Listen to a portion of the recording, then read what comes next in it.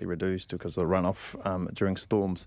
So, you know, that's the great job of DOC up there and everyone working in with their partnerships to look after it. But, you know, I'm still hearing stories and people still messaging and how do I get there and these kinds of things. So it's really great.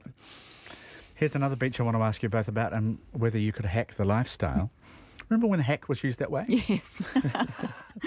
Earlier this week, we talked about MIT research that showed if we all had to work without internet access, it would cost employers on average an extra $26,000 per person per year, more or less. Could you live off the grid? Media have taken notice of this beachfront property on South Markara Road in Wellington. It's a slice of Kinul Station for sale by tender, 12 batches. And so, roughly, to cut a long story short, you get $60,000 in income. Protection from the prevailing wind.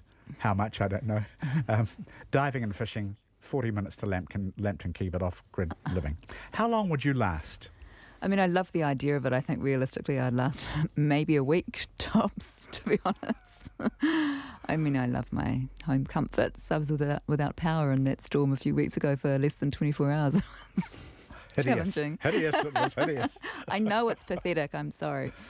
But we dream of lighthouse-type living, Dwayne, when we're young, don't we? And then that dream kind of fades. I must say I kind of romanticise the idea of it, just getting off the grid and just living an alternative life. I find myself doing that on my holidays.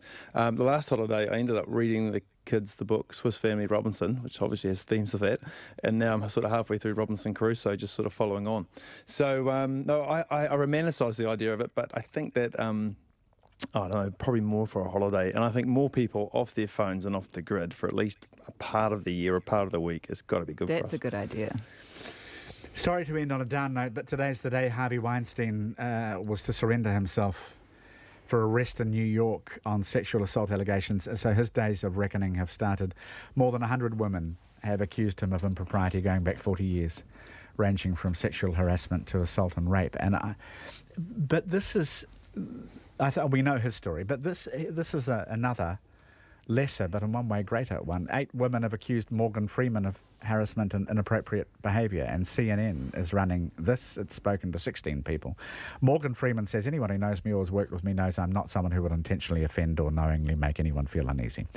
The thing here is that there was never universal warmth, was there, towards Harvey Weinstein, but there has been for... Yes, there has been towards Morgan Freeman. I was surprised to read this one, I must admit. But what does it say about fame?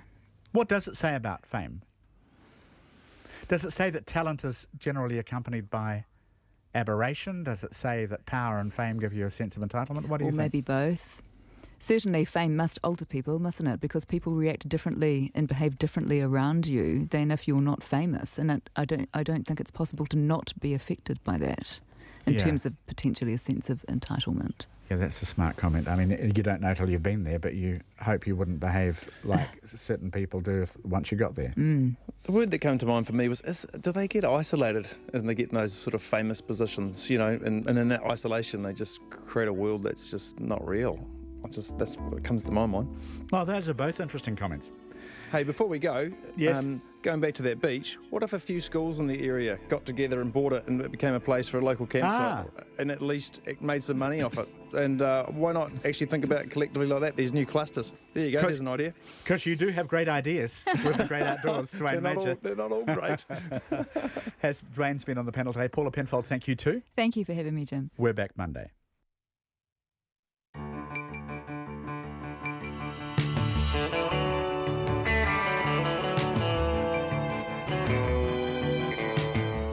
Kia ora, good evening, I'm Rowan Quinn in for John Campbell tonight on Checkpoint. And tonight a Waikato farmer has outed himself at a public meeting to have the first farm in the region with Mycoplasma bovis.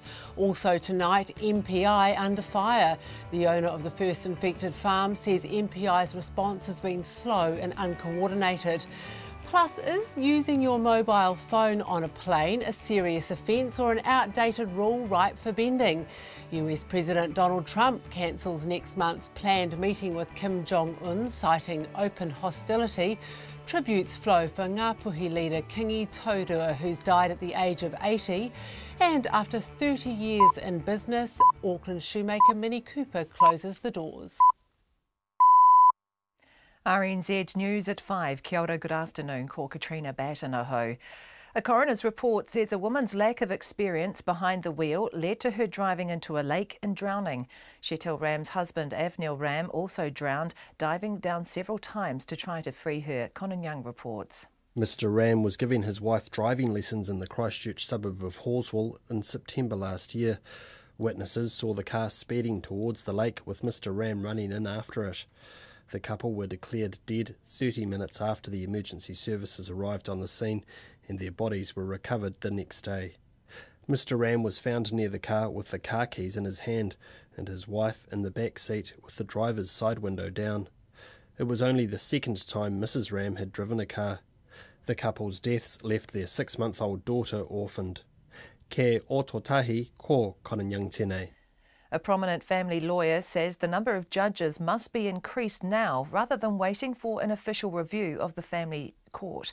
The Chief District Court judge has announced she'll reassign judges from the criminal jurisdiction to the family court to try to address a backlog in cases there. As of March, there were 8,000 defended cases before the family court, a 30% jump in 2 years. The new Justice Minister, Andrew Little, has announced plans to review family court changes introduced in 2014. However, the head of the Law Society's Family Law section, Kirsty Swaddling, says the time for action on judges' numbers is now. There needs to be sufficient judges to be able to address all justice issues. Essentially, our society is predicated on its citizens being able to access the justice system to resolve its disputes, to enforce its criminal code, and without an adequately resourced court system, that's put at risk. Family lawyer Kirsty Swaddling. The Commerce Commission is seeking a fine of more than $3 million against Steel and Tube after the steel construction company admitted misrepresenting the seismic standards of its steel mesh. The Commission's lawyer John Dixon QC said the company failed to test the mesh according to 4 separate standards but marketed it as compliant. Edward Gay has been in the Auckland District Court.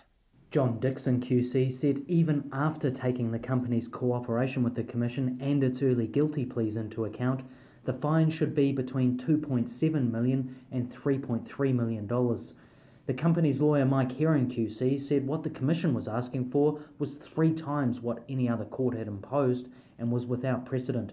Mr Heron urged Judge Warren Cathcart to start at $800,000 before discounts were taken into account. Judge Cathcart has reserved his decision. Atu i te kōti arohe o Tamaki Makaurau ko Edward Gay aho. Several hundred farmers at a meeting in Cambridge about Mycoplasma bovis are divided about whether the government should opt to eradicate or manage the disease. Many Waikato farmers are on edge after the disease was discovered for the first time in the region earlier this month. They met with government officials today to get more details about it. One Waikato farmer, Stu, told RNZ his cows have tested negative, but he's still very nervous because the disease is at his doorstep. He says he supports eradication. The Waikato Federated Farmers Dairy Chair, Ben Moore, says some farmers at the meeting were upset about the way officials have handled the issue. 2 men have been warned by the police after they accused organisations doing forthcoming 1080 drops on the west coast of being terrorists. Letters to those involved in the 1080 poison program say action can be taken against them under the Terrorism Suppression Act. The West Coast Area Commander, Inspector Mel Aitken, says at least 3 organisations received the letters. Mrs Aitken says officers have spoken to 2 men responsible, but there are no plans to lay charges. The concern is that the protesters or activists deem that anybody engaging in the lawful 1080 program is a terrorist, which is absolutely incorrect and not the case at all. Inspector Aitken says the Terrorism Suppression Act allows citizens to protect themselves from acts of terror, including the use of lethal force. The police want to dispel any misinformation about the lawful 1080 program and ensure the safety of those involved. The Chief Censor will still review a children's movie that stirred up controversy overseas, even after it was announced the offending scenes would be removed. Show Dogs, which was released in the US this week, contains a scene where the main character, a dog, is forced to have his genitals touched by a show judge. A US movie reviewer, Tarina Maldonado, says it was similar to child grooming, as the dog is told to go to his zen place and wait for it to be all over. It's since been announced 2 scenes from the movie will be removed after the backlash, but New Zealand's chief censor will still review it before it's released here in October. It's 5 minutes past 5. Sport. A rather patched-up looking Crusaders side will run out against the Hurricanes in Christchurch tonight. The Crusaders will try to hold on to their slim lead over the Hurricanes at the top of the New Zealand Conference with a side lacking experience. They've suffered a late loss with new All Blacks loose forward Jordan Taurua ruled out through injury, joining 3 All Black props, a lock and a midfielder on the sidelines. The Hurricanes coach Chris Boyd says despite the injury and suspension issues with the Crusaders, they'll still be tough to overcome. Well, Crusaders are always tough. Doesn't really matter who puts that jersey on. And you know, it's probably no different than playing any of the other franchises. The local derbies are really physical, tough, contested. You know, they've got a great roster, and you know they're the current super champions, and so it's going to be a good battle. Chris Boyd. Meanwhile, the Highlanders winger Tavita Nambura has been suspended for 6 weeks after a flying kick on his Waratahs opposite during their Super Rugby match in Sydney last weekend. The Foul Play Committee said while the action was blatantly dangerous and warranted a 12-week ban, the suspension length was halved due to mitigating factors, including Nambura's blemish-free record, his remorse and inexperience. The Houston Rockets are 1 win away from the NBA basketball finals after a 98-94 win over the Golden State Warriors in Game 5 of the Western Conference Finals. The win gives the Rockets a 3-2 series lead in the best-of-7 series with Game 6 on Sunday. That's the news. Tonight on Night's Country Life goes horse riding with Special Olympian Raquel Walker. This week, Something for the Weekend involves firefighters, Manfield Speedway, crushed cars, but not Judith Collins. And because Christian Doppler first described it on this day in 1842, we are dedicating this week's Sonic Tonic to the effect that takes his name. That's Doppler, pronounced...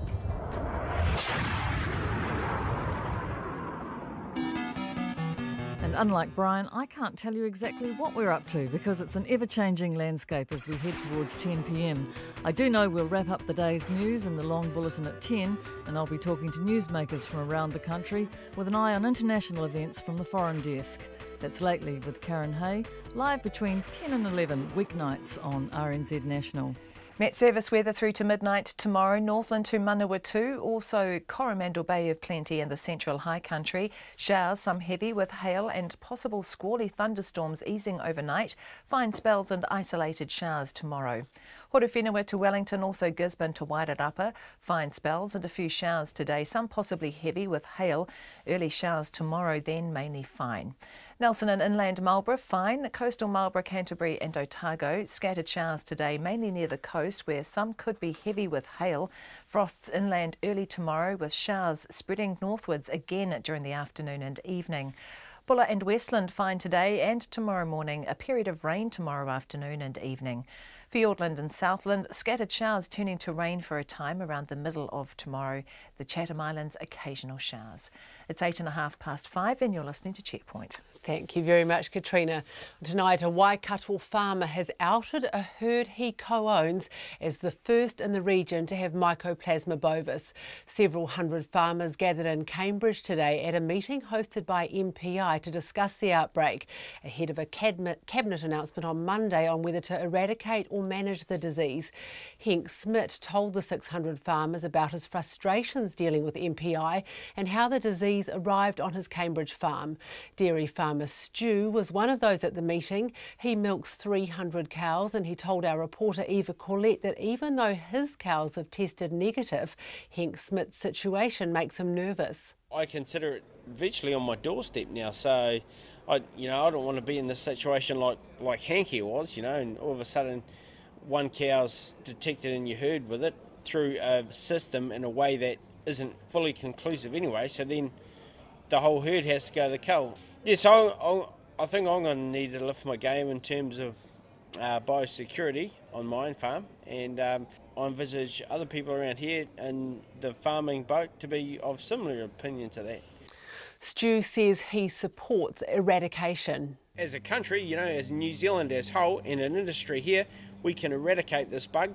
It is possible. I'm not saying that it's going to happen or it can happen or it will happen, but it's a possibility, and I think we should chase that real hard right now while the opportunity still exists. The Waikato Federated Farmers Dairy Chair Ben Moore says some farmers at the meeting were upset about the way MPI is handling the issue. Yeah, I think there's some pissed off farmers in the room, and quite rightly so. But interesting to hear different sides of both stories. And when you say pissed off, what specifically were these kind of farmers upset about? Oh, just around testing, and you know, it's a new disease. There's not that much out there about it. Ben Moore says farmers are divided over whether the government should opt to eradicate or manage the disease. Neil Baitup from Rural Support says the meeting went well because MPI addressed farmers' concerns, but he says they want the disease gone. How they go about that is something. Sad to see good cows being culled. Is there a way to do it easier or better? But yeah, I really want to see the disease gone. Meanwhile, anger is mounting at the way MPI has handled the Mycoplasma bovis outbreak. Confirmation of the disease on Henk Smith's Cambridge property brings the total number of infected farms around the country to 39. The first confirmed outbreak of M. bovis was found on the South Canterbury farm of the Van Leeuwen Group in July last year, after share milkers Mary and Sorrel Potgeiter alerted MPI. Farm owner Wilma Van Leeuwen has today criticised MPI's response, telling our producer Bridget Burke she knew about the Cambridge outbreak long before they did.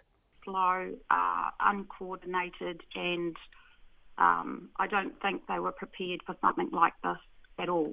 Do you think that MPI has enough staff on the ground? Well, in a situation like this, now that it's spread, they're never going to have enough staff because it's all over the country. Have you been talking to many farmers around other parts of the country, the far north, other parts that we've not yet heard of that might be infected? We already knew the one in Cambridge before MPI knew about it. How did you know that, Wilma? Well, because we know the person personally, and they had traded stock with the Z-Stratas down south. If I'll give you an example of this is the type of response we're dealing with. It was traced to them up there in Cambridge in December, and nobody came on farm to do testing straight away. That person was able to trade stock or do whatever he wished until February, when they locked him down and started doing the testing, and they didn't even notify it till May that he was positive. It's rather slow. All his NATE records were 100% correct. That's what he told us. So it's not NATE causing it. It's a very slow response.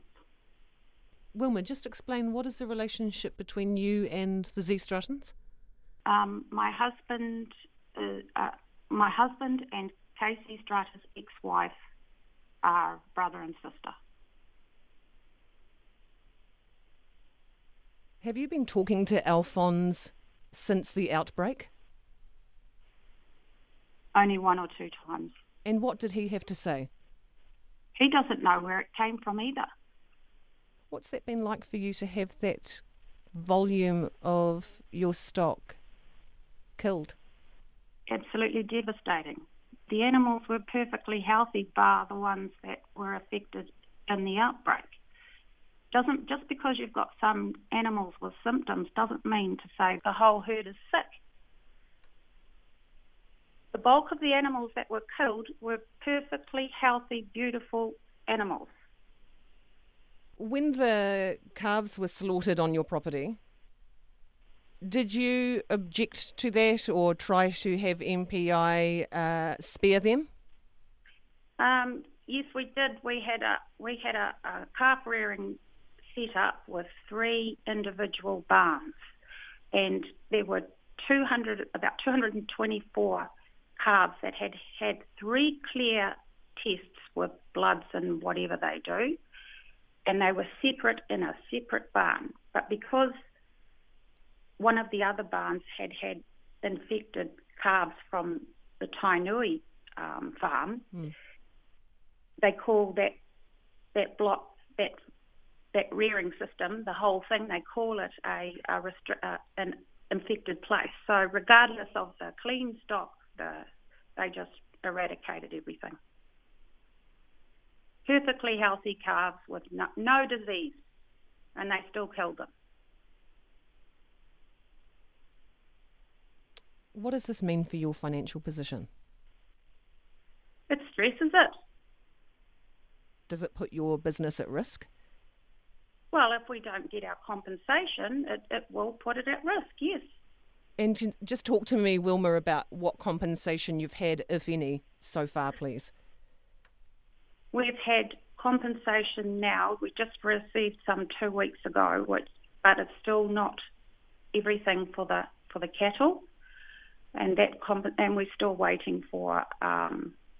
It'll be over half of the cattle on the first IP farm. And so for loss of earnings, have you put your claim in for that?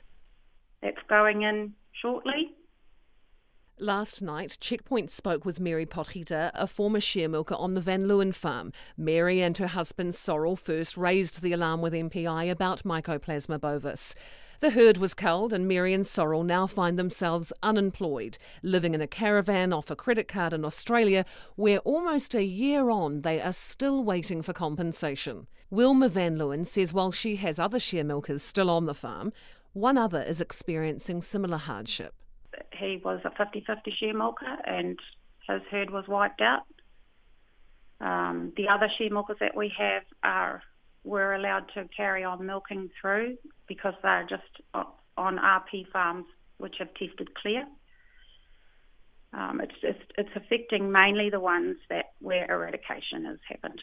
And so when you get compensation for loss of earnings, is a percentage of that deducted to go to the Potgieters, or is their claim entirely separate from yours? Originally we wanted to claim the whole lot ourselves and then pay out the share milkers, but MPI said that wasn't allowed because they're a separate business. They have to do their own claim. Jeff Gwynn of MPI last night conceded on Checkpoint that it had been taking too long to get people compensated. Yes, it's far too long. If you're going to do something like this and take somebody's stock away, then they should already have sat down and worked out what the consequences of that would be.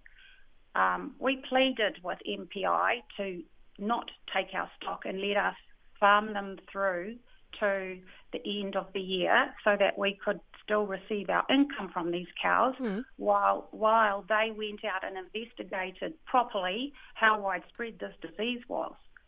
And we said we will comply with all of your wishes and we'll work with you, but you go out and do that first because we believed the disease was more widespread. However, they just took the opinion that they had it contained to us and they were going to eradicate. But they obviously we were correct and it is widespread. And now we're suffering because of what the decisions they've made.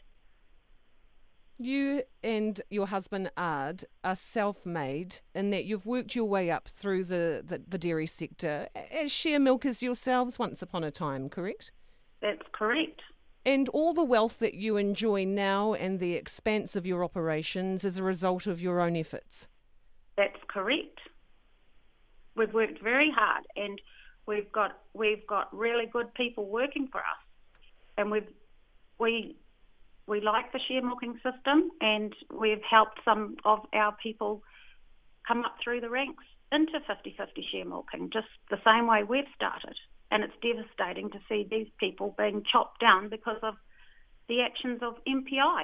Wilma Van Leeuwen says Alphonse Stratton has been unfairly targeted by MPI, which says the disease can be traced back to his Winton farm. That's absolutely unfair. He's a very good farmer. It's just not fair. And like I said, it's finger pointing, and MPI shouldn't be doing that because they're wrong. Come Monday, Cabinet's due to make a decision about their approach, including logistical measures around Gypsy Day, 1st of June, when all the stock, dry stock and and whatnot have to relocate for wintering and fodder. What should Cabinet do? Personally, Art and I believe that the Cabinet should just let this disease go and let farmers manage it themselves like they have been doing over the last, I don't know how many years, and they've been doing that unknowingly. When a cow with a symptom of some sort comes up and she's ill, she either gets culled to the works or, you know, if it's severe, she would end up going to the pet food guy or something like that. Farmers can manage this perfectly well. If you consider Dohny's disease, that is a notifiable disease, but we don't see MPI trying to eradicate that. Farmers manage that perfectly well themselves. If you look at the rest of the world, farmers over there manage this disease themselves perfectly well. And what should happen on Gypsy Day, June 1st? Continue business as usual. That's Wilma Van Leeuwen speaking to our producer Bridget Burke there, and MPI's yet to respond to Checkpoint's requests for comment. Oh, is using your mobile phone on a plane a serious offence or an outdated rule ripe for bending? Transport Minister Phil Twyford's in the political dog box after fessing up to making a phone call on a plane last week after the aircraft doors had closed. Mr Twyford came clean after National MP Judith Collins lodged a written parliamentary question about it following a tip-off from a member of the public. Our political reporter Benedict Collins has more. I'm deeply disappointed. We are required and indeed have to maintain a high standard and make sure that we follow the rules. The Prime Minister, Jacinda Ardern, isn't impressed Phil Twyford didn't follow the rules when he used his mobile phone while the plane he was on was taxiing on the runway at Wellington Airport last week. She's stripped the Transport Minister of his Civil Aviation Authority responsibility, and he has apologised profusely. However, the aviation writer Peter Clark says the current rules hark back to a time when people didn't know much about mobile phones and they thought they could interfere with the plane. I think it is widely known now that it possibly does not happen or in extremely remote situations. But the requirement is there to turn your phone off its transmitting mode in the cell phone mode when the door closes. So that is the requirement, that is the law, and I suppose you need to really adhere to that law. The Civil Aviation Authority admits a lot of planes these days are fully shielded from interference from mobile phones, but it couldn't confirm if the plane Mr Twyford was on was one of them. It believes some aircraft may still be susceptible to interference, so it applies a blanket ban to eliminate what it says would be passenger confusion. People who break the law can be fined $2,500. On the streets of Wellington, law-abiding citizens had some advice for the Transport Minister about aircraft phone etiquette. Put it straight on flight mode. Or I see some people making calls just before they're landing. That's a bit stressful, but yeah, just think what wrong it could do. Yeah, if it has a big impact on the landing or...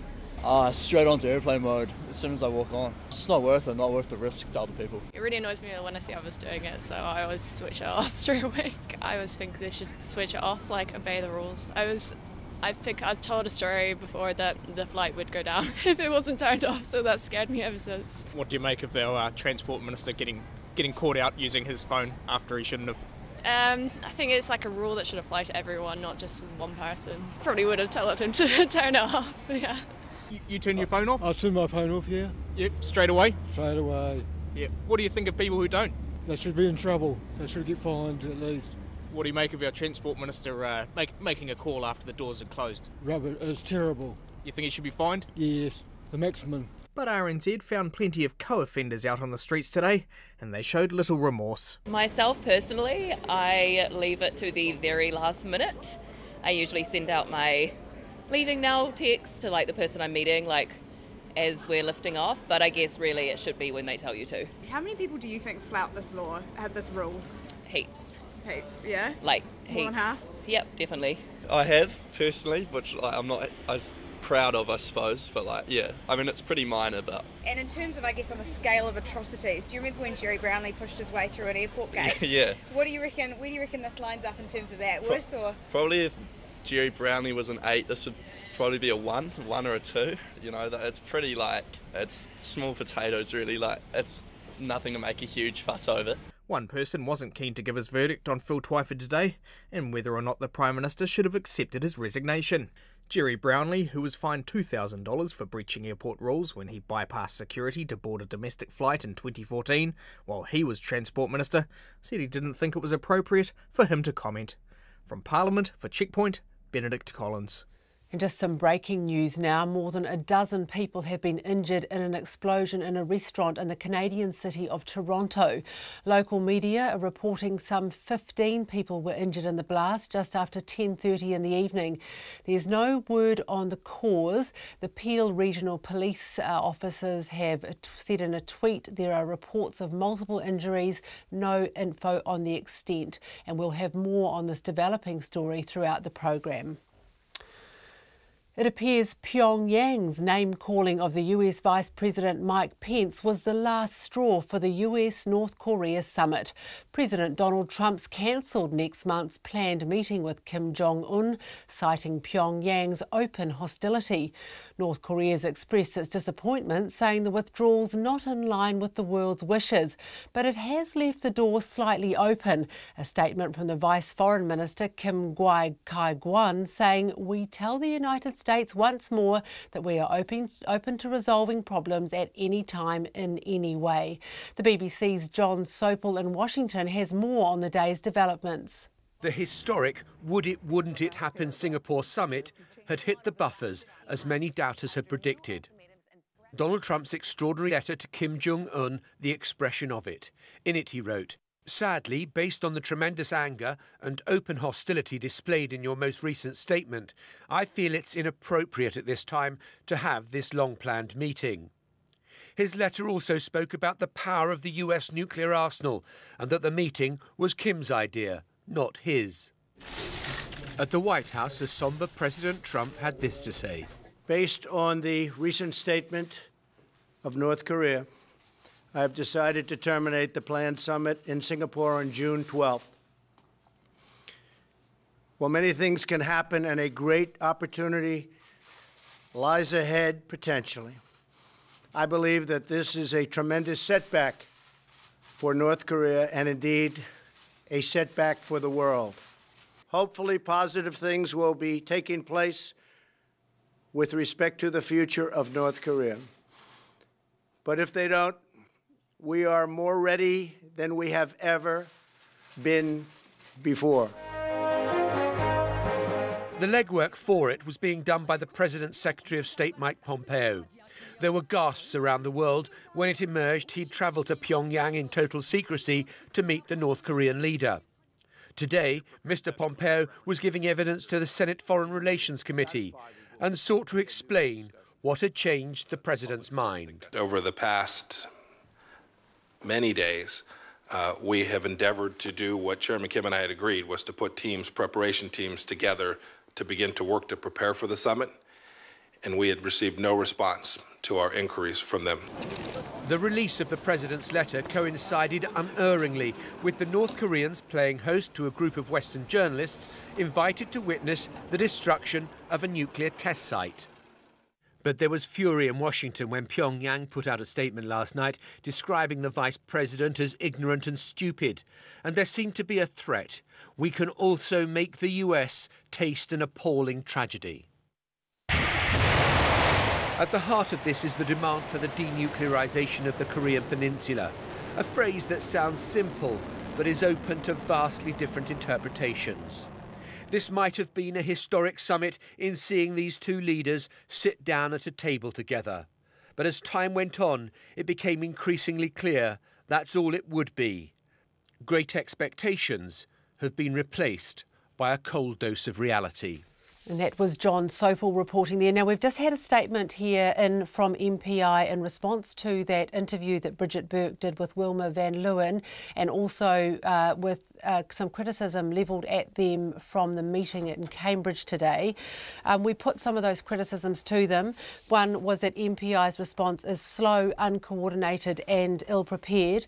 MPI says, we understand that this is an incredibly difficult time for farmers, particularly those affected by the disease. However, we stand behind the decisions that we, with the help of many experts, have made.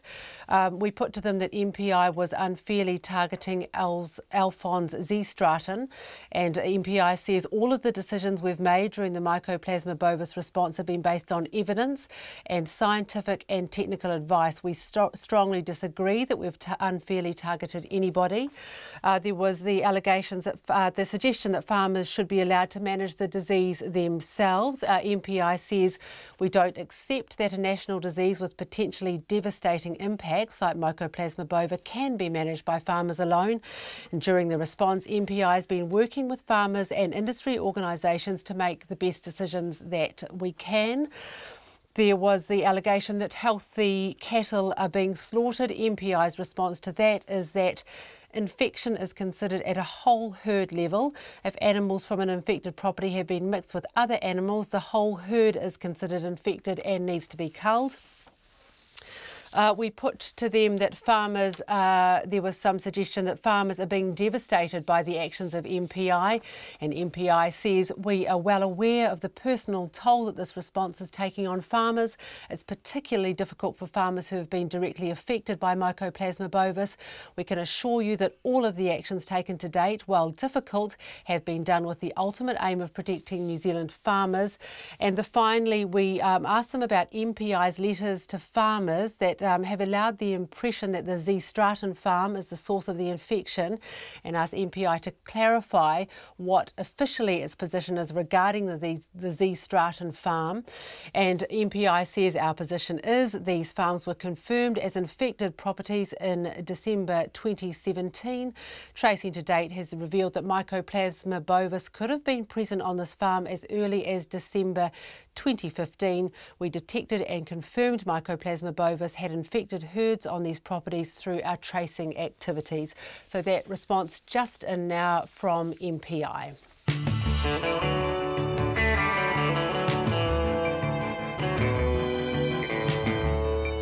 Coming up here on Checkpoint, has it become too hard and too expensive to make clothes in New Zealand? After 30 years in business, boutique shoe store Mini Cooper closes the doors for the last time. And tributes flow for Ngāpuhi leader Kingi Taurua, who's died at the age of 80 after battling cancer. And we meet the youngest ever winner at the Pacific Music Awards, 12-year-old General Fire. As always, we would love your feedback. Don't forget you can text us on 2101, tweet us at Checkpoint RNZ, Facebook us Checkpoint with John Campbell, or email checkpoint@radionz.co.nz. Right now, though, here's Katrina Batten with the headlines. A South Canterbury woman who owns the farm where the first confirmed outbreak of Mycoplasma bovis was found says she knew the disease had reached Waikato months before officials confirmed it. Wilma Van Leeuwen says the Ministry for Primary Industries has been slow, uncoordinated and underprepared in its response to the disease. She told Checkpoint it was traced to a Cambridge farm in December. Meanwhile, several hundred farmers meeting in Cambridge are divided about whether the government should eradicate or manage the disease. A coroner says a woman's lack of driving experience caused her to drown in a Christchurch lake last September. Sheetal Ram's husband, Avnil Ram, was giving her driving lessons when she drove into the lake. It was only the second time Mrs. Ram had driven the car and her husband drowned while trying to rescue her. The Commerce Commission is seeking a fine of more than $3 million against Steel and Tube after the steel construction company admitted misrepresenting the seismic standards of its steel mesh. The Commission's lawyer, John Dixon QC, said the company failed to test the mesh according to 4 separate standards, but it was marketed as compliant. He said the fine should be between $2.7 million and $3.3 million, but the company's lawyer said the Commission was asking for 3 times the amount any other court had imposed. More than a dozen people have been injured in an explosion at a restaurant in the Canadian city of Toronto. The blast happened about 10:30 at night local time. The police say a bomb was detonated and 2 men were seen fleeing the scene. Last month, the driver ploughed a van into a lunchtime crowd in Toronto, killing 10 people and injuring 15. The Foreign Minister Winston Peters says he's deeply concerned at confirmation the missile that brought down Malaysia Airlines flight MH17 4 years ago came from Russian forces. The joint investigative team has announced it came from the 53rd Brigade of the Armed Forces of the Russian Federation. Mr Peters says New Zealand has full confidence in the investigators. Those are the headlines. I'm back at 6, Rowan. Thanks, Katrina. And turning to business now with Emile Donovan. Emile, so many company reports doing the rounds at the moment. Have you got some highlights for us? Yeah, that's right. So Spark is in the spotlight today, Rowan. They have downgraded their profit forecast for this year as the company is embarking on a restructuring program. So it's going to cost their bottom line about $55 million, though they're expecting it'll save them about $90 million in the long haul. But there will be job losses, of course. There are two sides to every coin there. Now, this is really kind of understandable given the environment that they're in at the moment. Remember, this is a company that's kind of grappling with the realities of the brave new media world that we're in 2018, to the point where they're really taking some risks now, branching out into content generation, having won the rights to the Rugby World Cup and so on. And the constant issue there is battling with overhead costs. So this is their attempt to deal with that effectively. Now this basically means Spark's underlying profit for the year is going to be between $971 and $991 million. That is still pretty nice if you can get it, though as we've said, it is a bit below what they were forecasting. That was $996 million to $1 billion. However, Spark's share price has risen today. It's up by about 2%, so the market clearly approves, really, of the decisions that they're kind of making. And Emile, that most trusted brands list is out today and a few familiar faces in there. Yeah, that's right. So for the 7th year in a row, outrageous. Whittaker's was the most trusted brand in this Reader's Digest survey. They really should be giving someone else a shot there. They also took out the special iconic brands category.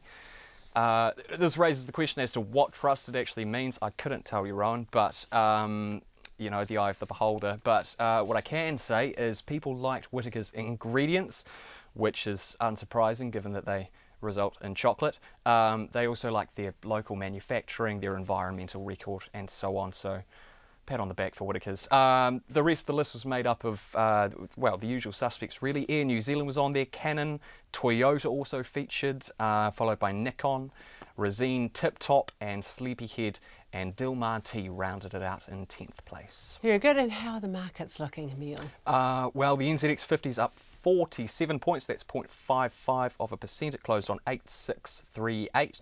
And the dollar's buying 69.2 US cents, 91.5 Australian, and 51.8 pence. Thank you very much. That's Emile Donovan with Business here. And staying a little bit on that business theme, has it become too hard and too expensive to make clothes in New Zealand? It's a question that's been widely debated this month after the fashion label World was caught selling clothes made overseas as New Zealand made. Since then, we've heard from lots of fashion houses who say yes, it's comparatively too expensive to manufacture here. For the women's shoe label Mini Cooper, it's so expensive it's had to close. Workers have been made redundant, everything's for sale, and the owner Sandy Cooper believes fast fashion is to blame. She spoke to Zach Fleming this morning. Mark cutting away down the end there. Yeah. We had Celia and Sandra sewing. Mini Cooper was close-knit.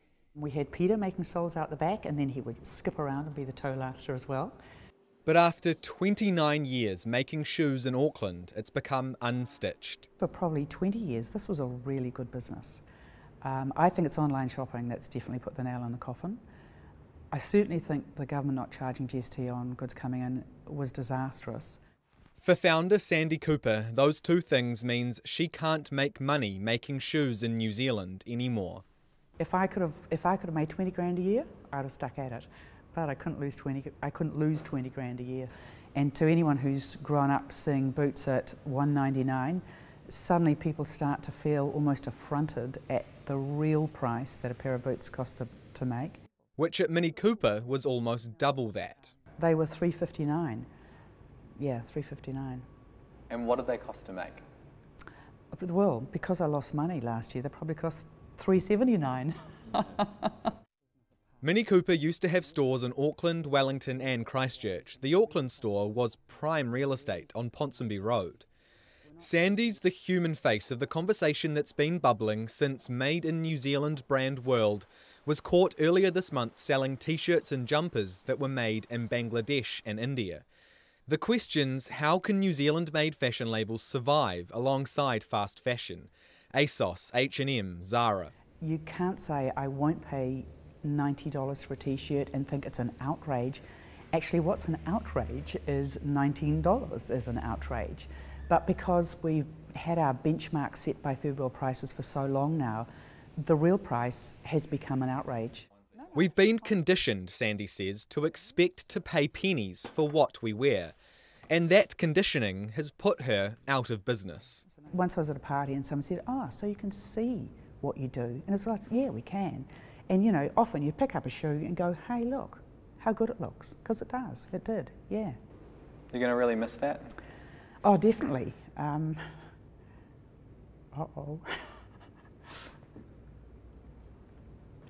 I don't know that I'm going to manage to get this out without crying.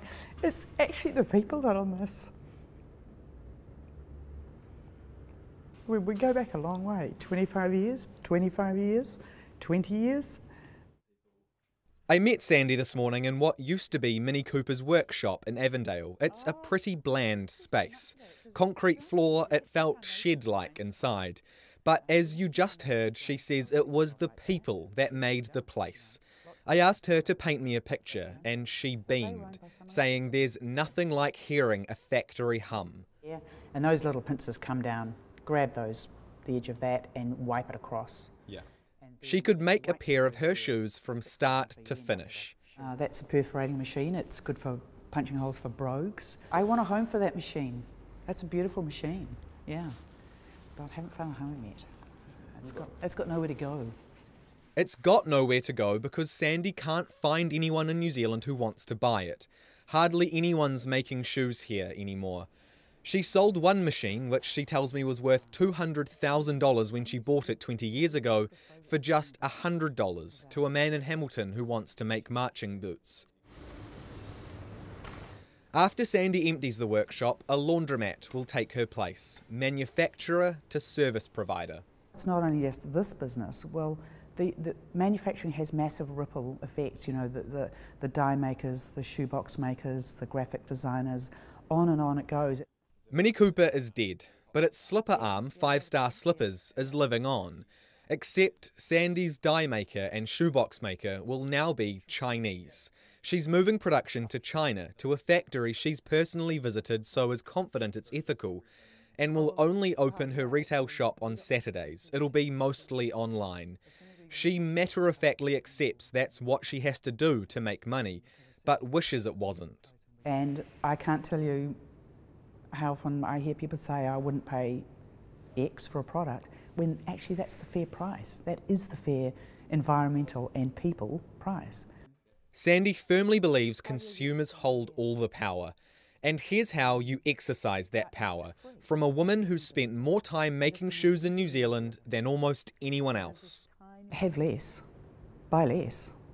Yeah, less is not a 4-letter word. Yeah. That's what people have to start thinking, that it's not a bad thing just to have a couple of pairs of shoes. For Checkpoint, Zach Fleming. Criminal cases could be delayed as judges are diverted to deal with a backlog in the family court. The Chief District Court judge has had to move judges from the criminal jurisdiction to help clear the cases. Lawyers working in both fields say the problem won't be fixed in the long term unless there are more judges. Here's our court reporter Anne-Marie May. As of March, there were 8,000 defended cases going through the family court, a 30% jump in 2 years. To try to deal with it, the Chief District Court Judge Jan-Marie Doog is temporarily diverting judges from criminal and civil cases. The head of the Law Society's Family Law section, Kirsty Swadling, says while that's good for the backlog, not all district court judges are suitable for family court work. And she says having to juggle judges to fill gaps is a worry. There needs to be sufficient judges to be able to address all justice issues. Essentially, our society is predicated on its citizens being able to access the justice system to resolve its disputes, to enforce its criminal code, and without an adequately resourced court system, that's put at risk. The head of the Criminal Bar Association, Len Anderson, agrees. He says the number of permanent judges is too low across the board. An increase last year in the number of district court judges allowed by law from 156 to 160 hasn't helped because there were already temporary judges bolstering numbers. It was increased to a number that was less than the actual number of judges sitting at the time. So it could always be foreseen that there was going to be a difficulty. And now with judges retiring and not able to be replaced, the difficulty is really coming home to roost because with every retirement, that's one less judge. The Chief District Court Judge, Jan-Marie Doog, acknowledges there will be delays in the criminal and civil courts. Prominent Auckland defence barrister Marie Dyberg QC says in recent years there has been a concerted effort to reduce waiting times for jury trials in Auckland. She says the wait used to be 18 months or even years for a jury trial, but that's not the case now.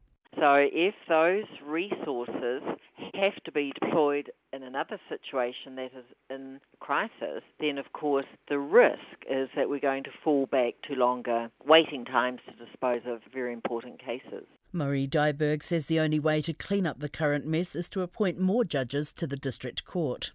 If there were more judges, then they could deal with the delays, they could deal with the backlog, and of course they could then keep up in a reasonable way with dealing with matters as they come through the system. The new Justice Minister, Andrew Little, has announced plans to review changes to the family court introduced in 2014, but Kirsty Swadling says action must be taken now. And I think that what's clear at the moment is that there are insufficient judges and the need for more judges is now not in 1 or 2 years' time after the outcome of the review. The Attorney-General David Parker is awaiting a report from justice officials about the number of district court judges. For Checkpoint, Anne-Marie May. In terms of another tōtara that has fallen, Ngāpuhi has lost a great one. Tributes are flowing for Ngāpuhi leader Kingi Taurua, who's died at the age of 80 after battling cancer. Mr Taurua became the face of Waitangi Day protests at Te Marae, and he was never afraid to call out the sitting government or sometimes even his own people. The Prime Minister Jacinda Ardern described the activist, an award-winning broadcaster and advisor to government ministers, as an iconic person, a sentiment echoed by many around the country. Te Manu Kōrehi reporter Te Aniwa Hurihangi Nui takes a look back at his life. Kingi Taurua was called the King of Ngāpuhi for his unrelenting views of the Crown and the Treaty of Waitangi. Rihari Dargaville, who served alongside him during the Vietnam War, says his mates' sometimes radical ideas and activism made him unpopular with some, but he stuck by him. So he said to me, "Look, mate, you're my fellow soldier. We both got to do it together." So I've been with him for the last 10 years, very close. We are not only brothers in arms with regards to our background in soldiering, but we're brothers in arms to the belief, really, that Waitangi is the birthplace of this nation and that we believe that really we are drive for a partnership, and that partnership is coming somewhat closer, but there's still a wide gap. Kingi Taurua told RNZ in 2015 that he was critical of the way the Crown was handling the Ngāpuhi settlement negotiations. Ngāpuhi is opposing the mandate, and we are actually having discussions with the government. We believe that the government is actually steering this whole transaction. He believed hapu or sub-tribes needed to retain their sovereignty and negotiate with the Crown on a hapu basis. It has been an ongoing issue for the country's largest iwi, who are yet to settle with the Crown. But Mr Dargaville says Taurua never gave up that fight, even throughout his illness. Even though he was sick, he said, "I cannot give up the dream." Now he's gone. I suppose really it's going to be those of us, particularly me, to try and pick up, the very, very huge commitment he made and passion to something that at the end of the day people say is never going to happen.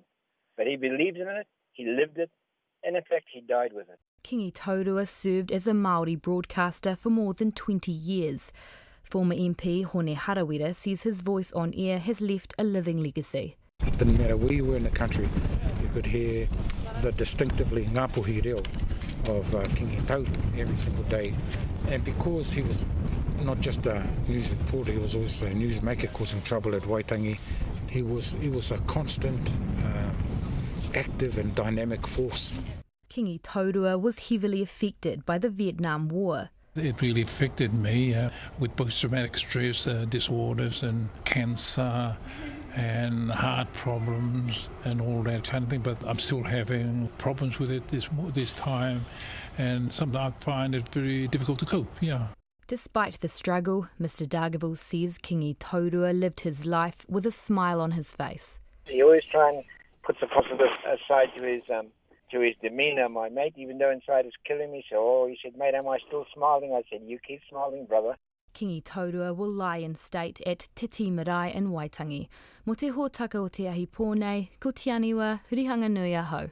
Well, fresh air's been breathed into the dream of a Pacifica Super Rugby team. The New Zealand Government's commissioned and shared with New Zealand Rugby a feasibility study into the establishment of a Super Rugby team based in the islands from 2020, with games to be held in Fiji, Samoa, Tonga, Auckland and Sydney.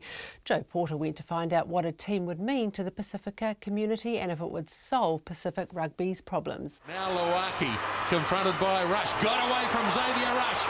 Sivi Vatu's looming. If he gets the pass, he's gone. He has got it, and he is gone. The Pacific Islands really have covered themselves in glory here tonight. The Pacific Islanders took on the All Blacks in Auckland in 2004, and they did cover themselves in glory that night, but that glory was fleeting, with the team disbanded in 2008. And with no Super Rugby team to call their own, the former All Black wing and former Manu Samoa coach Sir Brian Williams says Pacific Rugby has been left running on the smell of an oily rag. One of the things that's been to the real detriment of Pacific Island rugby is the fact that they're not involved in Super Rugby, and as a result they can't generate the sort of income that everyone else can. It's sort of hand to mouth for those unions at the moment. If it comes to pass, then that'll certainly be a big boost to Pacific Island rugby. Sir Brian believes if the team goes ahead, Pacific Rugby will rise. Give the players the right sort of competition week to week and generate the right sort of income that will allow them to compete at the very top level. They get some grants from World Rugby, but not enough to compete at the top level of international rugby. I mean, we've seen the demise of Samoan rugby at the top level. They've gone from 7th in the world to 16th. Those sentiments are echoed by Dan Leo, founder of the Pacific Rugby Players Welfare, a group set up to help support Pacific Island players in Europe. Leo says the lack of a local team has caused an unprecedented Pacific exodus to Europe, where players are grappling with culture shock, financial struggles and performance expectations. We're now working with players who struggle with that pressure and don't have those traditional communities to fall back on. Over here, you've got no one. You don't have, that support of your village, your church, your elders. It can be a lonely place. So anything that helps support players to not actually have to leave the Pacific can be beneficial in the long run. Ironically, it's the traditional communities that Leo speaks of that can be the source of the burden, given their reliance on money sent back by these players. He believes a lot of those issues will dissolve if a Pacifica Super Rugby team is created, and Aidan Clark, the CEO of Pacific Rugby Players, formerly the Pacific Island Players Association, agrees. What it provides is more opportunity for the young players coming through, the ability to make a decision on would they like to stay with their families and earn a living in the Pacific, or would they like to go to Europe. At the moment, they don't even have that option. Clark has seen the feasibility study and is involved in the discussions. He's hopeful the team will be up and running by 2020. We're in those tables talking about what this is going to look like in 2020. From our perspective, having a Pacific Island team and opportunities for players as soon as possible is the best option. But there's a lot of detail to work through, and SANZAR and World Rugby and all the different stakeholders are working through that quite frantically at the moment. But who will pay for it? There's whispers the New Zealand government is interested to combat the growing Chinese influence in the islands. However, RNZ understands the government would play no role in the start-up or running of the team, with private investors needed to make the side a commercial entity that's self-funding and self-sustainable. As yet, no one's publicly put their hand up. Samoan, New Zealander and Super Rugby commentator Ken Laban says his gut feeling is the team will get across the line, but he says getting big-name investors could be problematic. He also believes it would be tough getting the region's top players to relocate their families back to the islands unless a large financial carrot is waved. Considering the contribution the islands have made to global rugby, most agree a Pacifica super team is long overdue. And Leo has a warning for world rugby: ignore the Pacific Islands and they'll ignore you. The Rugby League World Cup had a huge impact, the way that the Mate Ma'a Tonga performed. You know, we've got access in the islands to all of the American football stuff now, and that's become another credible pathway for players. I know ex-NFL stars of Samoan descent recently ran a camp at St. Joseph's College, which is traditionally one of Samoa's strongest rugby schools. So the Sharks are circling. The longer the islands are left without a Super Rugby team, the more blood those Sharks will start to smell. Mō te hōtaka o te ahipo nei, ko Joe Porter aho. Well, here's a story about a little girl with huge determination. Ella Yerbri was born at 25 weeks and suffered a brain bleed at just 3 days old. She has cerebral palsy, hydrocephalus and epilepsy. Earlier this month, the Auckland youngster and her mum, Kat, flew to the United States, where Ella was accepted at St Louis Children's Hospital for selective dorsal rhizotomy, a surgery which separates the nerves in the spinal cord. It's an operation her family believed would give her the best chance at walking unaided. Her family raised more than $200,000 to get her there and pay for the treatment. And on May the 3rd, Ella was operated on. It was her 5th birthday. Well, John Campbell checked in with her mum, Kat, yesterday to find out what's happened since. She had a seizure in the weekend, which is what we weren't looking forward to, so she's been recovering from that. So yesterday, to be honest, wasn't too good a day, and then today she rocked it out in her walking frame. They did a little bit of a scavenger hunt where she had to take 4 or 5 steps across what they call the track and discover these Peppa Pig cards. And then she was quite tired. This is 10 minutes of walking, which she's never done in her life before, with rests, of course. And then they said, what would you like to do? Do you want to go on the swing or play with the dolls, which means she gets to sit down? And she said, I want to push the doll in the supermarket trolley. And she rocked that out and carried on walking. So I think she walked about 30 metres today, which is crazy. Has she ever walked anywhere near that far before in her life? Never? Never. Not in one go. No, not at all. Never. And so what's it like as her mum to watch this happen? I keep grabbing the camera and hiding behind it because I'm tearing up. I'm actually in awe of her. I mean, some of the older children that we've met can explain what's happening, and she doesn't, but she clearly, her body feels different. One of the best days we came in and they said, Ella, do you want to go on the treadmill? No. Do you want to go on the walking frame? No. I want to walk with those sticks. And she pointed to a set of quad canes and they went, all right, let's go. And she stood up, she stood holding them and did her best to throw them forward. I mean, it wasn't the best, most glamorous looking walk, but she got the action down and she's not giving up. Oh, gosh, it's a wonderful thing, isn't it? And there are children there who would be older than Ella who have gone through this. And what's the kind of best and most inspirational example of what a child can do when this procedure is really successful? Really successful. Well, there's actually a little boy that we're with at the moment, and we know him from New Zealand. He's with us now, and he couldn't. Every step he took forward, he would cross his legs over, and frustrating is, thinking to step forward. He doesn't do that anymore. He's doing laps around Ella, actually, in his walking frame, and he's just so excited. And day one, up in PT, they said, come on, Ben, we're going to get you to stand up. I don't want to stand. You said after my surgery, I will walk. He said, I'm not standing, I'm just walking. And he did. He just got up and took some steps. And is that Ben you were saying? Is he another Kiwi kid? Yeah, there's 4 Kiwis here right now. So... can you believe it? Well, if the procedure works that well, and I was just reading an article on the efficacy of the procedure, and you have to be careful because when something is touted as a miracle cure, it often isn't. And there are... But your senses, and certainly the medical literature around this procedure, is that it works. It does. I mean, we know it's not a cure for cerebral palsy, and we know as well Ella's got a future of physio, for the rest of her life. But what I've seen already is her ankles are not twisted.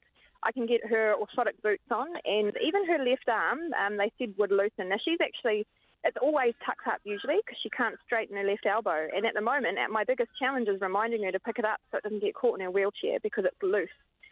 Just right now, I just spent 10 minutes high-fiving her because the first time ever she's been able to clip her seatbelt on with her own hands because her motor skills have improved. Every day there's something new. It's not a cure, but Dr. Park says spasticity, the tightness, is not a good thing. And it's reduced drastically. She is sleeping better. She's not having leg cramps at night. And she can stand flat on her feet, and she's starting to wiggle her toes, which we saw Dr. Park today, and he said he has no doubt in his mind that in time she'll walk independently. And Kat Yearbury wants to thank all the people who've donated and fundraised to make this happen. Well, we have some breaking news now, returning to that story in Canada where more than a dozen people have been injured in a Canadian restaurant after 2 unidentified men walked in and set off a bomb before fleeing. 15 people were taken to hospital, 3 of them with critical injuries, according to the Peel Regional Paramedic Service. And the police say 2 male suspects went into an Indian restaurant and detonated their improvised explosive device. They've posted a photograph on Twitter showing people with dark zip-up hoodies. RNZ News at 6. Ngā mihi nui, good evening. Ko Katrina Batten tēnei. The Ministry for Primary Industries has confirmed that the cattle disease Mycoplasma bovis could have been present in New Zealand as early as December 2015. In response to questions by Checkpoint, the ministry says it believes the Zeestraatens farm in Southland is the first New Zealand farm to have the disease. It says tracing to date has revealed that Mycoplasma bovis could have been present there since the end of 2015. A South Canterbury woman who owns the farm where the first confirmed outbreak of Mycoplasma bovis was found says she knew the disease had reached Waikato months before officials announced it. Wilma van Leeuwen says the Ministry for Primary Industries has been slow, uncoordinated and underprepared in its response to the disease. She told Checkpoint it was traced to a Cambridge farm in December. That person was able to trade stock or do whatever he wished until February when they locked him down and started doing the testing, and they didn't even notify it till May that he was positive. Wilma van Leeuwen says Cabinet should let farmers manage the disease rather than try to eradicate it. The police in the Canadian city of Toronto are looking for 2 men after a bomb was set off in a restaurant, injuring up to 15 people. They say an improvised explosive device was set off in the restaurant in the suburb of Mississauga about 10:30 at night local time.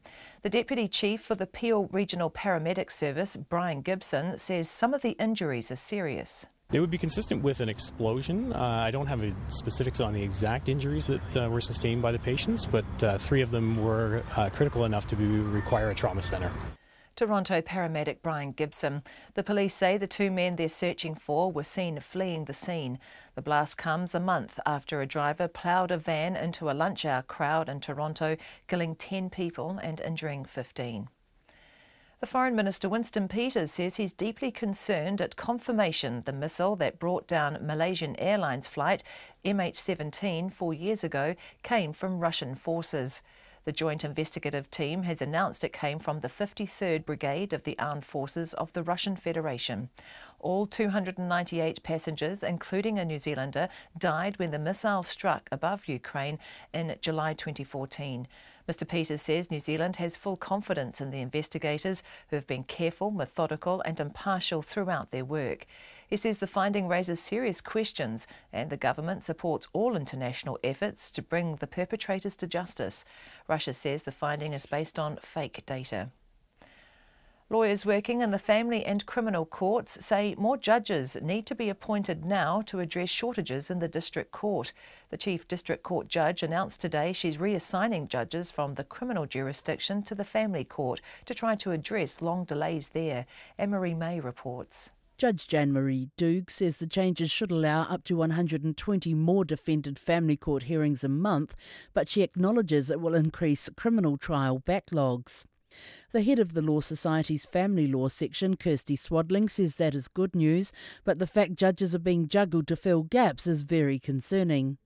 The Criminal Bar Association's Len Anderson agrees, saying a law change last year that raised the cap on district court judges has not helped because the new cap is fewer than the actual number of judges already sitting.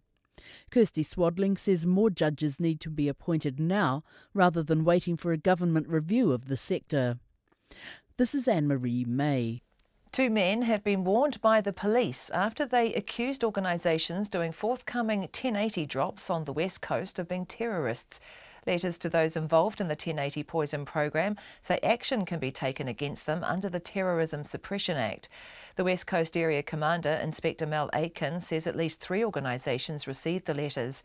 Mrs Aitken says officers have spoken to 2 men responsible, but there are no plans to lay charges. She says the police are concerned as the Terrorism Suppression Act allows citizens to protect themselves from acts of terror, including the use of lethal force. The police want to dispel any misinformation about the lawful 1080 program.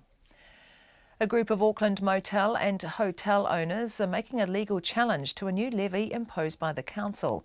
The group wants a judicial review of the targeted rate added to their bills last year in a move promoted by the Mayor, Phil Goff. The Commercial Accommodation Ratepayers, or CARP, says the rate is unfair and was incorrectly introduced. Mr Goff wants the additional rate to cover about half of the city's tourism promotion costs. CARP says the commercial accommodation sector receives only 9% of the total visitor spend and the burden is out of proportion. It's 6:05. Sport. Cold, wet conditions await the Hurricanes in Christchurch this evening when they play the Super Rugby competition leaders and defending champions, the Crusaders. The temperature is forecast to be just 8 degrees with heavy showers, also likely for the match, which pits the leading New Zealand sides against one another. A Hurricanes win would see them leapfrog the Crusaders into first place overall in the competition. The Crusaders have suffered a late loss with new All Blacks loose forward Jordan Taurua out with injury, joining 3 All Black props, a lock and a midfielder on the sidelines for the home side.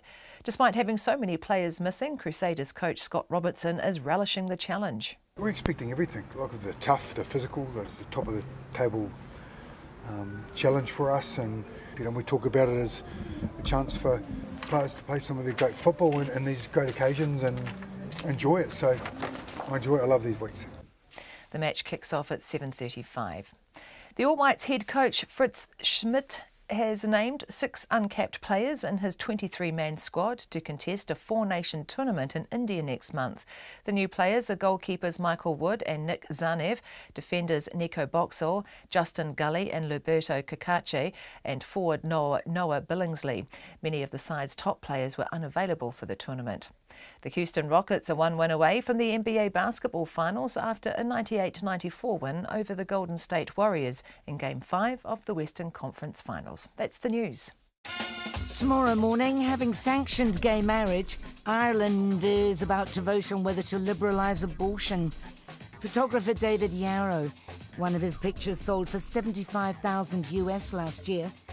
And Jolene Mataele, the star of a documentary about transgender women in Tonga called Ladies in Waiting. Join me, Kim Hill, tomorrow morning from 8 on RNZ National. Met surface weather through to midnight tomorrow, northern to Manawatu, also Coromandel Bay of plenty and the central high country. Showers, some heavy with hail and possible squally thunderstorms easing overnight. Fine spells and isolated showers tomorrow. Horowhenua and through to Wellington, also Gisborne to Wairarapa. Fine spells and a few showers today, some possibly heavy with hail. Early showers tomorrow, then mainly fine. Nelson and inland Marlborough, fine. Coastal Marlborough, Canterbury and Otago. Scattered showers today, mainly near the coast, where some could be heavy with hail. Frosts inland early tomorrow, with showers spreading northwards again during the afternoon and evening. Buller and Westland fine today and tomorrow morning. A period of rain tomorrow afternoon and evening. For Fiordland and Southland, scattered showers turning to rain for a time around the middle of tomorrow. And for the Chatham Islands, occasional showers. It's just gone past 6. And you're listening to Checkpoint. Thank you very much, Katrina. I'm Rowan Quinn, in on Checkpoint tonight for John Campbell. Well, eradication or managing the problem. On Monday afternoon, Cabinet will announce whether or not to slaughter all cows infected with Mycoplasma bovis. Farms around the country are facing restrictions with 39 properties infected with the disease. The Minister for Agriculture, Damien O'Connor, says farming practices will have to change either way, with both options expected to cost $1 billion. Earlier in the programme, we heard from Van Leeuwen Dairy Group owner Wilma Van Leeuwen, who criticised MPI for its slow and uncoordinated response. Southland-based vet Mark Bryan has witnessed M. bovis in calves firsthand. Conan Young talked to him about eradication versus management and began by asking him what he thought about the way MPI had handled the situation. It's been, from a ground level perspective, frustrating. I think in their defence that they would say that they wouldn't expect to have 5 or 6 incursions at one time, so they've got M. bovis and myrtle rust and banamia and a whole bunch of things. So they're certainly under pressure. They've had to endure a change of government, I think, which has probably hasn't helped the process. NATE has not been complied with, and it hasn't been supported. To be fair, you know, the previous government didn't really support NATE, and various agencies didn't support NATE, so there's never been any incentive for farmers to really use NATE. Having said all that, a lot of farmers do use it, and they use it very well. NATE in itself has its limitations, but that's a hard thing to work out until you're using it properly, and then when you use it properly, you work out a few limitations. So that's been part of the issue. And so all these things have conspired. I mean, you could probably argue, and this is outside my pay grade, that MPI probably have been under-resourced, you know, for a number of years. And certainly for having 5 or 6 incursions, it's been quite challenging. It comes back to having the ability to draw a map of tracing, irrespective of MPI's resource status or you know, capabilities. If you could draw that map within the first week, you'd very quickly understand what you were dealing with and what you needed to throw at it. So it's quite tricky if you're kind of going a bit blind, and that's probably the most significant thing. We really need to get better in that animal tracking and surveillance.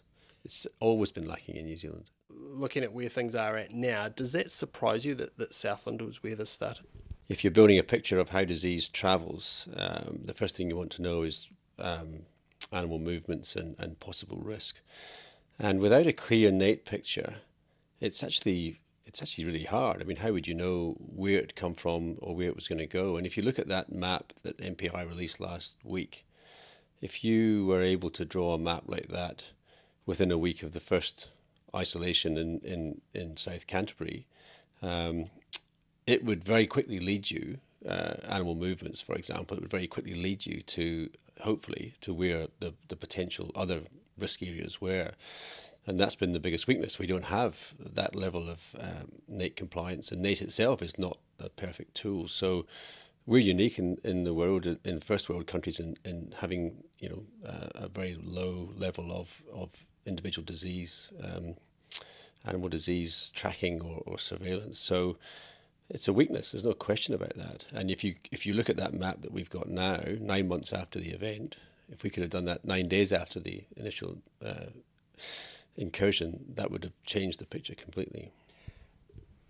But in terms of what was happening in Southland, if it was in Southland as early as December 2015, for it not to be discovered for 2 years, I mean, how does that actually happen? Yeah, it's a good question. I mean, the farm where it was found in Southland, we don't have any contact with that farm. They're not clients of ours, and certainly the farm in Canterbury where it was found, the vet there, you know, it stood out quite obviously, and the vet was able to see that there was an issue there. So certainly on our farms that we service, we haven't seen anything like that sort of clinical picture. And that's the other really interesting thing, is the clinical picture in adult cows on the initial 2 index farms, or the 2 originally thought to be index farms, was hugely significant, and quite a significant impact in those cows, you know. Awful to see from an animal health and an animal welfare perspective. We haven't seen that on certainly any farms in Southland, but having said that, there's only I think we don't get all the details, but there's only a handful of milking properties in Southland that have had been diagnosed with M. bovis. And of those, I think there's only 2 of those that are clients of ours. Now, of those 2, we haven't seen that clinical picture. So it obviously, it changes from farm to farm. What we have seen with calves in Southland has been horrific. So the picture in Southland appears to be, certainly from our perspective, is more a clinical picture in calves. So we've seen infection rates in calves of almost 100% from M. bovis, and then death rates of sort of 90%. It's been really horrific. And having said that, we do have some farms that have had M. bovis diagnosed in their calves, and they've had very few signs. So it's a new disease. We've never seen it in New Zealand. We can look to overseas to see how it behaves overseas, but we don't really know how it's going to behave in New Zealand and how it is behaving. So there's a whole bunch that we don't know and need to know about it, really. And so it's not inconceivable that this could have been on somebody's farm for 2 years and that they had no idea that something was up, that something was awry. I think it would depend on the clinical manifestation. If it appeared as it had appeared in the initial farms in South Canterbury, I think that would be quite obvious. If you look at countries where people are living with M. bovis, I mean, bring that to New Zealand, what would that look like? What sort of changes would there have to be made in the way that we farm at the moment to allow that to happen? Yeah, so living with M. bovis would, I think, completely change how we farm, and I'm not sure it would be for the better. One of our unique advantages is the shear milking system. It's what gets farmers up the ladder, as it were. So we have this constant changeover of farmers who are able to work hard and buy a farm, and that's unique in New Zealand, and that's, I think, what gives it a lot of our competitive edge. We don't have this kind of system where farms are owned by a few people and people just work on them. And so that goal of becoming a farmer and farm ownership drives a lot of ambition and change in New Zealand. That would change completely, because if you're a shear milker and you've got a herd of cows, first of all, if your herd was diagnosed with M. bovis, it's worthless, especially if it's not an eradicable disease. So if there's no compensation for it, your herd is worthless. The only cure for M. bovis, it's not like other diseases like people talk about TB, and we can manage and eradicate TB, but it's a very animal-specific disease. So if you have animals that are positive for TB, you can cull those animals and the rest of the herd's okay. If you have animals that are positive for M. bovis, your whole herd's got to be culled. That's the only way they deal with it overseas. So if you're a shear milker, that becomes worthless overnight. If you're a shear milker and you want to move farms, obviously with a positive herd, no one's going to allow you to come onto their farm. And equally well, if you're a farm owner and you had a positive farm, no shear milker is going to want to come on your farm. So that changes completely. The other change I think that would be significant would be around our antimicrobial use, and we're in a situation where we have announced, the New Zealand Vet Association announced a few years ago that we would like to get to a position by 2030 where we didn't use or didn't have to use antimicrobials. We're in a very strong position in New Zealand. We're the 3rd lowest user of antimicrobials in agriculture in the world, and we're making significant strides to go down to be the lowest user of antimicrobials in the world. If we get M. bovis, that's going to change completely, because you'll have an increase in disease, which farmers will have to treat. M. bovis doesn't respond to antimicrobials very well, so there's going to be repeat treatments, unnecessary treatments, because it's hard to diagnose. We're going to be dealing with something that's hard to diagnose.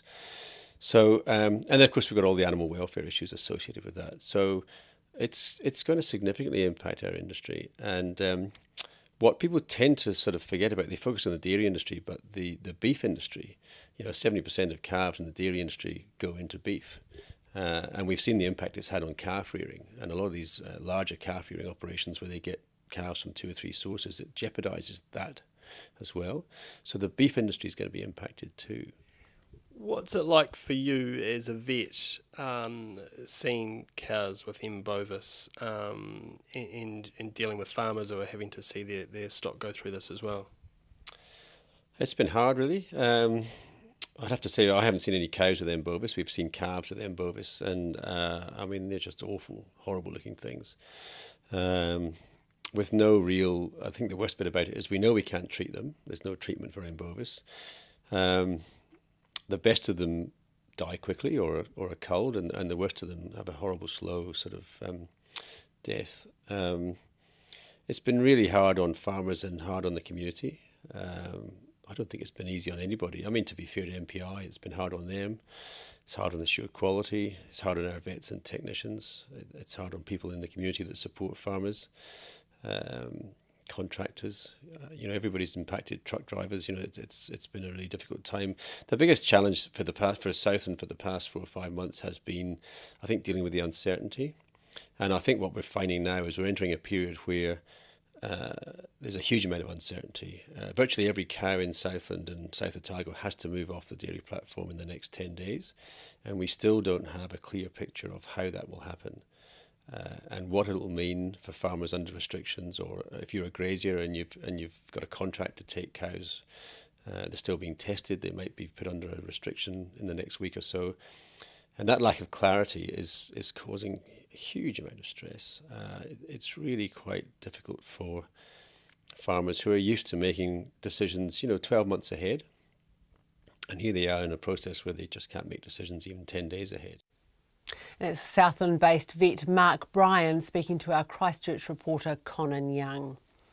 Well, the Prime Minister fronted up in Taranaki today for the first time since the government announced it was calling time on issuing new offshore oil and gas exploration permits. The halt was described as a kick in the guts that would cost thousands of jobs when it was announced last month. But today, all the talk was of working together towards a just transition from oil and gas. Our Taranaki reporter Robin Martin has more. Jacinda Ardern met industry representatives, civic leaders and union members in a series of closed-door meetings throughout the day. In her one media engagement, the Prime Minister said she was in Taranaki to reassure the province it still had an important role to play in the economy. We've talked about really where the future takes us. We've given that certainty through the decision that's being made. It gives us now the next 20 years to work on those alternative fuel and energy sources, and Taranaki really has the expertise here to be really at the lead and the forefront of some of that development. Ms Ardern brushed off questions about why it took so long to get to Taranaki, saying international travel had not allowed it. What it has allowed us to do is work up some of those plans to really sit down and have those constructive conversations. We already have the Just Transition General Manager here on the ground. We've already in a position to have confirmed the summit that we'll be working towards. It means that this conversation I'm coming into has already got some significant milestones in front of us. The Prime Minister says the level of consultation ahead of the announcement was adequate because the positions of the sector and local government were already known. New Plymouth Mayor Neil Holdham says now the decision is made, Taranaki wants to work with the government. What we've asked the Prime Minister to do is to help us address the risk, address the uncertainty. And we've made the point that Taranaki is going to become ground zero for this just transition. And we believe that we can partner with government, that we can use science to solve the issues. And that we believe that, that by taking a scientific approach, we can protect the jobs and use the capabilities in Taranaki to help deliver a solution. Mr Holdham says he would like to see a bipartisan approach taken in the beehive. The political risk is what's putting investors off. We actually need to make a determination. I believe that all New Zealanders believe we've got to take the carbon out of the economy. The question is, how do we do it? And we've made a commitment to working with this government to ensure that we make pragmatic steps to find a way forward. Cameron Madgwick from the Petroleum Exploration and Production Association is happy the Prime Minister has given an assurance existing permits will be honoured. But Mr Madgwick still believes new resources will be required to ensure energy supplies. We think it's critical for energy security that we continue to look for oil and gas in New Zealand, and hopefully under the permits out there at the moment we can get some additional security, but our view is that we need more. So we'd absolutely support a decision which allowed future offshore exploration. Heading into the union meeting with the Prime Minister, scaffolding contractor John Whaamai said he was feeling apprehensive about the future. Just see what's going to happen with basically our future. We work in the oil and gas industry, and we just want to ask Jacinda, why the decision she made. We just want to know why. Welder James McMahon was feeling more upbeat. I'm quite optimistic. There must be other things out there that we can do and what we're going to go. But the rest of the world's changing and going to do away with motor cars, petrol and diesel and all that. So we've got to go with them. After the meeting, Mr Whamai was also feeling reassured. How are you feeling about that afterwards, John? Brilliant, man. Yeah, way better. Chasing you down the street. Here's the one you should be going after, there, lady over there. Yeah, so John, why are you feeling better about it? Oh, it's just the government have got some good things in place, you know. So it's looking pretty positive, if you ask me. The union ETU says it supports the government's commitment to a just transition to a carbon-neutral future, but says plans must be made to protect jobs. The government says it will work with the Taranaki mayors towards running a Just Transition Summit in New Plymouth involving experts from around the world. But Ms Ardern made no commitment to a bid made by the mayors for $42 million in additional regional funding. I ngā mutu mo te hōtaka o te ahiahi, ko Robin Martin-Aho. The police have developed a new app to help them respond to an increasing number of family violence call-outs. Frontline officers spend more than 40% of their time attending family violence incidents, and the app means they can record video interviews on the spot and log details of what happened and why.